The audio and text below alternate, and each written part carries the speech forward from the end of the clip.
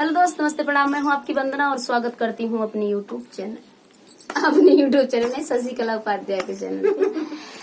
और फ्रेंड शशिकला उपाध्याय जी हैं। आज हम लोग एक कहरौआ नाच गीत सुना रहे हैं। कैसे लगेगा कमेंट बताइएगा। कहरौआ गीत है और आशा करती हूँ गीत आप लोग को पसंद आएगा। अगर पसंद आएगा तो प्लीज इनके चैनल को सपोर्ट करिएगा, इनके चैनल को आगे बढ़ाइएगा। आप लोग से हाथ जोड़ के रिक्वेस्ट है कि दीदी को भी सपोर्ट करिए।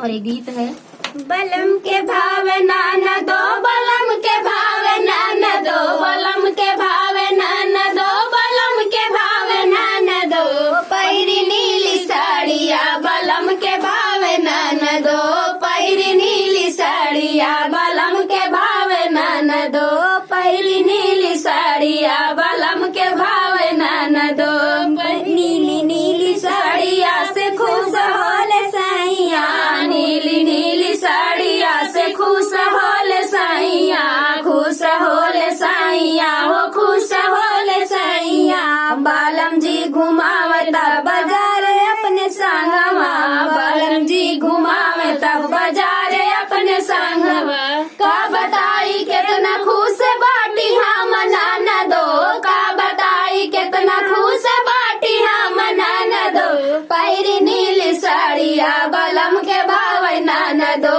पैरी नीली साड़िया बलम के भावे नाना दो, बात नाही माने इतना केहू के सजनवा, बात नाही माने इतना केहू के सजनवा, केहू के सजनवा हो केहू के सजनवा, बोलते हिलाव सब सिंगार के समानवा, बोलते हिलाव सब सिंगार के समानवा, सिंगार के समानवा, सिंगार के समानवा, सैया संग हम जोड़नी का बाट नाना दो, सैया संग हमारी जोड़नी का बाट नाना दो, पहिरी नीली साड़िया बलम के भावे नाना दो, पहिरी नीली साड़िया बलम के भावे नाना दो, पहिरी नीली साड़िया बलम के भावे नाना दो, बलम के भावे नाना दो, सजन के भावे नाना दो, पहिरी नीली साड़िया बलम के भावे नाना दो,